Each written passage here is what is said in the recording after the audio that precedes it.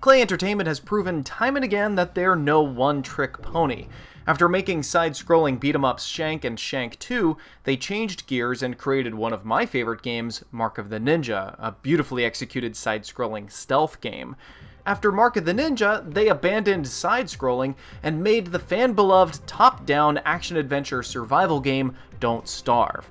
As if that wasn't enough of a departure from old habits, this week they released Invisible, Inc., a turn-based tactics stealth game with roguelike elements. Their strengths appear to come from variety, and as I watch parts of the gaming industry stagnate, it's wonderful to see them flourish with such original titles that consistently deliver on quality without busting the budget.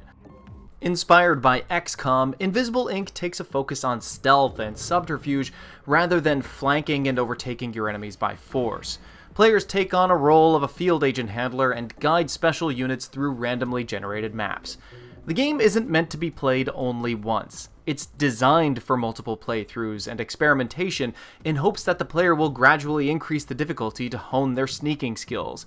Each campaign is 72 hours long, not measured in real time.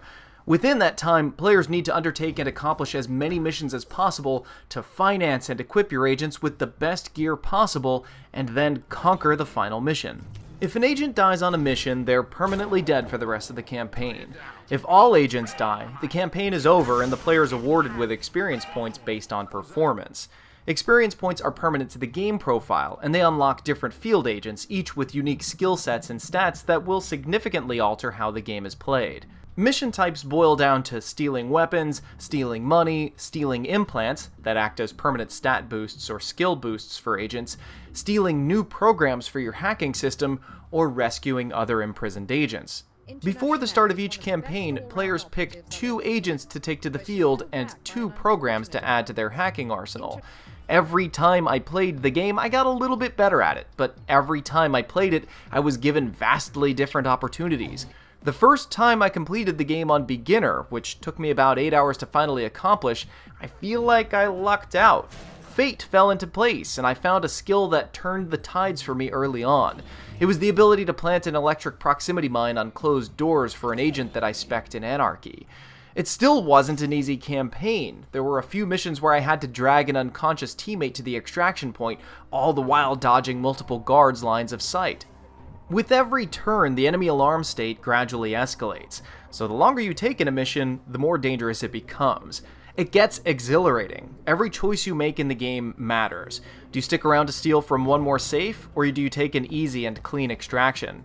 There are very few bullets in the game, and they don't refresh at the end of every round, so do you kill a guard, or do you take a risk and try to knock them out by taking a turn and sneaking up close to them? Even hacking has its own dangers. Some terminals have viruses installed that can adversely affect the entire team. Balancing risk and reward all while thinking strategically is the essence of Invisible, Inc. It's a wonderful experience that requires some thought and tact instead of machine gunning or detonating your way to victory. I generally don't enjoy typical roguelikes, but this is right up my alley. I love stealth games, I love turn-based games, put them together, and what do you know, it works. It's a hard but not unfair game.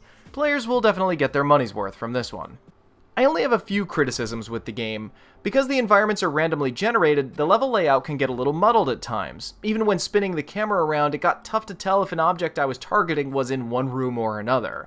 A few of the hackable objects also looked a little too samey to me, and I found myself thinking, did I just hack a vending machine, or was that one of the computers that grants me additional power? Oh, that wasn't a safe, that was a server? Why do the safes look like that?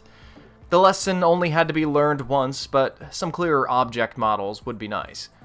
The voice acting in the game is fine, and the story is okay. It's nothing groundbreaking. It's enough of a motivation to keep me moving. And finally, when players get the hang of the game, they can customize a good number of the randomized elements that happen. It definitely gives the game legs. Fun, challenging, some nice visual design, and good replay value for 20 bucks?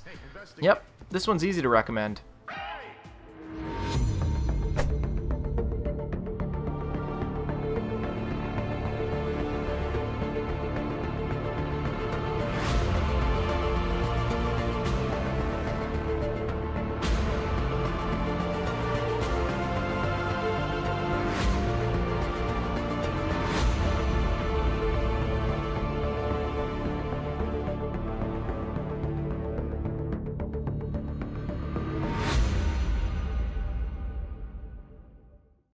This video is made possible through generous fan donations on Patreon.